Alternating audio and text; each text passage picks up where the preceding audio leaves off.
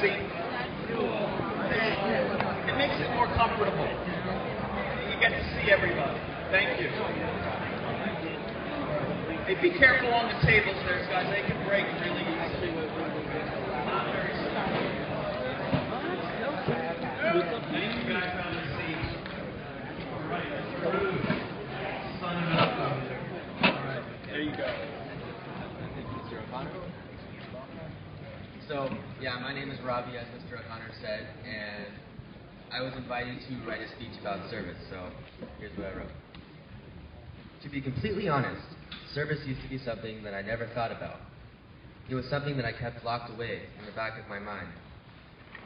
Service always seemed like a burden, or an unwanted extra homework assignment. I never thought about service unless I had to complete some hours, or if Mr. O'Connor asked me to do something. But that all changed this year. At the beginning of this year, I realized something, and it's that I genuinely enjoy helping other people. Whether it be at the Glide Soup Kitchen or tutoring at Reading Elementary School, I enjoy helping people. Over the summer before this year, I went to the Glide Soup Kitchen multiple times with Andrew Bell. He and I both did it for the service hours at first, but also because we didn't feel like it was work. It was cool for us to see that the good we were doing. We were helping people in need, and to us, that was not work.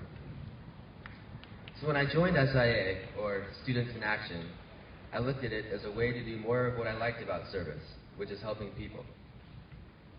SIA, if you don't already know, is a group that meets once or twice a week during lunch. I like SIA because it has helped me learn about service opportunities, and it has allowed me to see a whole new world of service. We went to the Jefferson Awards ceremony at the newly opened SF Jazz Center in January, which I later found out was aired on live television.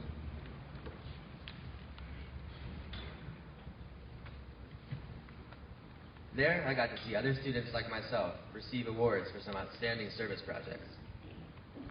I know that the work I am doing as part of SIA and also on my own is not going unnoticed. The work that Andrew and I did at Glide did not go unnoticed because the people we helped expressed their gratitude towards us. The work that my peers in SIA do for public service is not going unnoticed either. The service that all of you out there are doing is not going unnoticed because although you may not know it, the people that you are helping are thankful that you're there. I know that for a fact. So if you're thinking about actively engaging in more service, I urge you to do so. I hope that you realize that service can be rewarding because of the relationships you build and the life lessons you learn. Service is no longer just a word locked away in the back of my mind. It is a word that I now think about almost every day. I encourage you guys to find out what service means to you.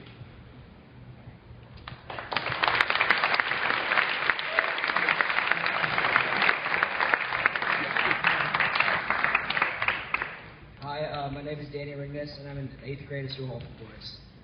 As of right now, there are approximately 7.2 billion people on this earth. 7.2 billion humans, all with different stories, but we each have the same responsibility to support and serve each other. We all have the same basic duty to assist our brothers and sisters in living out the best lives they can.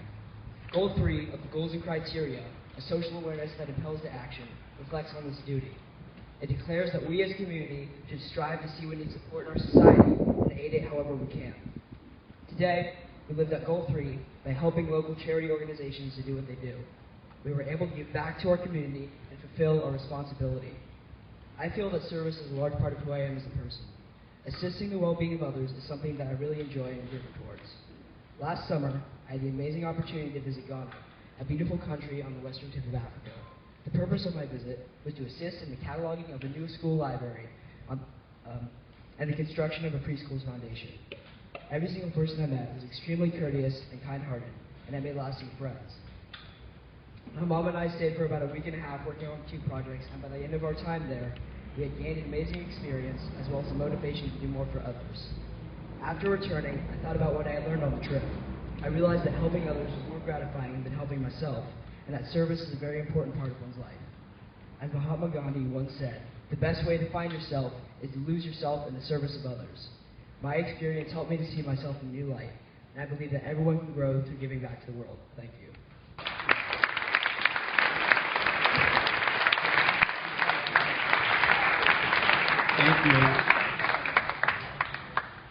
Almost any one of you out there can come up here and say something about service, especially after what you did today.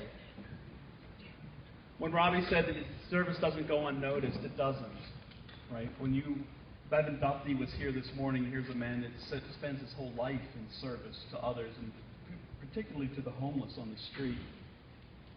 What you do and the people that you touch and the people that see us doing what we're doing, that has a real effect, right? And that reverberates throughout the city, right? So I want to thank you for that. I want to thank you for what you did in so many different parts of the city and so many different agencies. You've taken Stewart Hall for Boys and Stewart Hall High School, and you spread that name. You spread Sacred Heart education out there a little bit more today.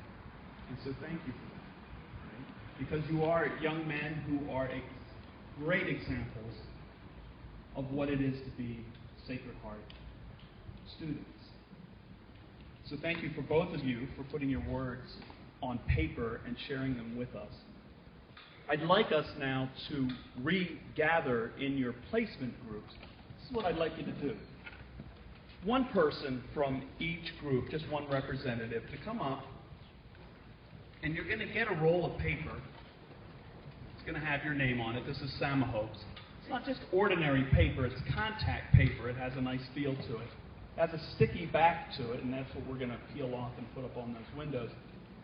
It's pretty large, but what we're going to ask you to do is make a heart out of it. You got a couple pieces. Each group has a couple pieces. Kind of take a look at the space it's going to go in, right? If you put a little tiny heart up there, you're really not going to see it. So you want to use most of the paper to make the heart fairly big. That means somebody in your group who's pretty good at this, right, should be the one probably cutting it out, right, or drawing it to cut it out. You have some scissors, you'll have this, right?